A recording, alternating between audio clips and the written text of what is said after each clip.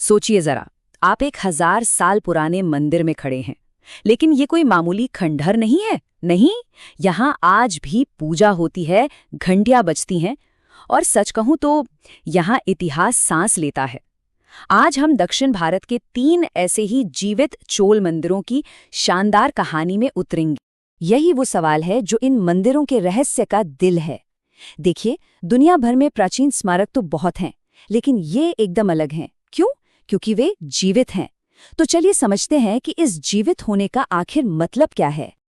देखिए, इसका जवाब जीवित मंदिर के कॉन्सेप्ट में छुपा है। ये सिर्फ पत्थर और कलाकारी के नमूने नहीं हैं।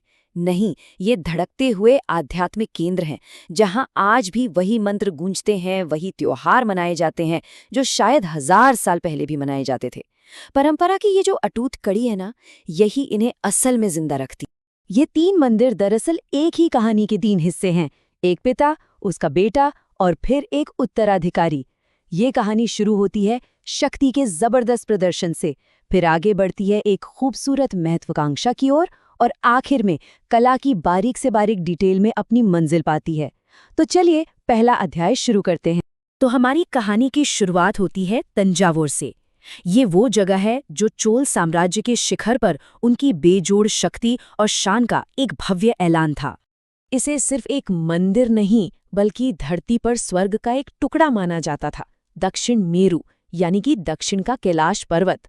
और ऐसा करके राजराजा प्रथम सिर्फ अपनी भक्ति नहीं दिखा रहे थे, बल्कि वो ये ऐलान कर रहे थे कि उनकी शक्ति भी दैवीय है, ठीक ब्रह्मांड के केंद्र की तरह ही शक्तिशाली। अच्छा, अब जरा इस पर गौर कीजिए। मंदिर के शिखर पर जो आप देख रहे हैं, वो ग्रेनाइट का एक सिंगल टुकड़ा है, और इसका वजन है 80 टन, मतलब लगभग 8 बड़े बड़े अफ्रीकी हाथियों के बराबर। सवाल तो ये है कि 1000 साल पहले बिना किसी क्रेन के इसे 60 मीटर ऊपर पहुंचाया कैसे गया?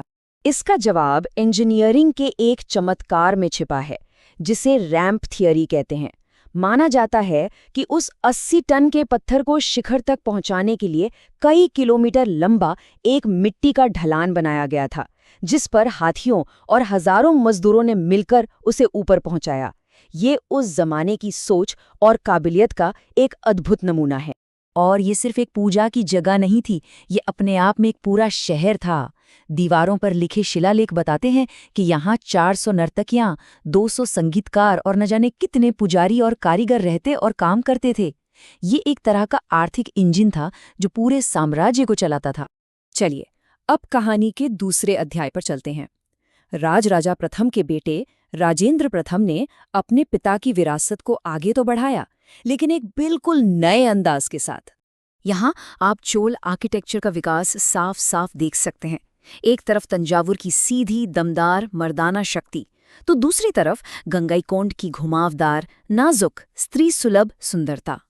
ये सिर्फ एक डिजाइन में बदलाव नहीं था, ये दिखाता है कि साम्राज्य अब सिर्फ अपनी ताकत नहीं, बल्कि अपनी संस्कृति और कला को भी दुनिया के सामने रखना चाहता था। इस मंदिर का निर्माण राजेंद्र प्रथम ने उत्तर भारत में गंगा नदी तक अपनी शानदार सैन्य जीत की याद में करवाया था, और इसीलिए इसका नाम पड़ा गंगईकोंड चोलपुरम, यानी गंगा को लाने वाले चोल का शहर। और अब हम चोल गाथा के अंतिम लेकिन शायद सबसे कलात्मक अध्याय पर आते हैं। यहाँ स्केल बड़ा नहीं है, पर हर एक इंच में जो कलाकारी छिपी है वो बस कमाल की है। इस मंदिर का नाम एक बहुत ही खूबसूरत कहानी से जुड़ा है। कहते हैं कि देवराज इंद्र के हाथी ऐरावत ने यहाँ भगवान शिव की पूजा की थी, और इसीलिए इसका नाम ऐरावतेश्वर पड़ा। ये कहानी इस जगह को एक दिव्य स्पर्श देती है ना? इस मंदिर की वास्तुकला तो अपने आप में ही अनोखी है। इसे एक पत्थर के रथ के रूप में बनाया गया है, जिसके पहिए और घोड़े इतने सजीव लगते हैं मानो कोई दिव्य रथ आसमान से उतरकर बस यहीं आकर रुक गया हो। ये कल्पना और कला का एक शानदार संगम है।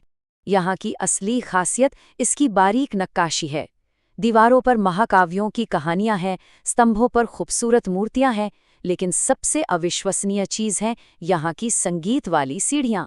जी हाँ, आपने सही सुना, पत्थर की ये सीढ़ियां सचमुच गाती हैं। जब इन पर हल्के से थपथपाया जाता है तो संगीत के 7 सुर सा रे गा मा साफ सुनाई देते हैं। ये सिर्फ आर्किटेक्चर नहीं, ये तो जादू है। तो जब हम इन 3 अलग-अलग मंदिरों को एक साथ देखते हैं, तो एक राजवंश की पूरी कहानी सामने आती है। एक ऐसी कहानी जो समय के साथ लगातार विकसित हुई।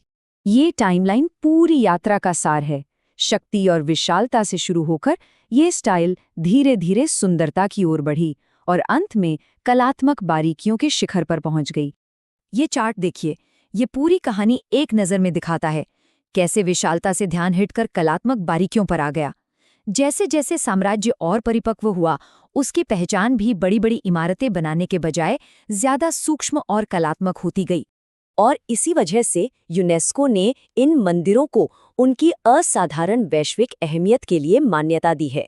ये न केवल द्रविड़ वास्तुकला के बेहतरीन उदाहरण हैं, बल्कि चोल सभ्यता के जीवंत प्रमाण भी हैं। और सबसे अहम बात, इनकी जीवित परंपरा है जो इन्हें दुनिया में बिल्कुल अनोखा बनाती है। तो यहाँ एक बहुत अहम सवाल खड़ा होता है। जैसे जैसे दुनिया तेजी से बदल रही है, इस 1000 साल पुरानी जीवित विरासत को अगली सहस्राब्दी तक पहुँचाने के लिए आखिर क्या करना होगा?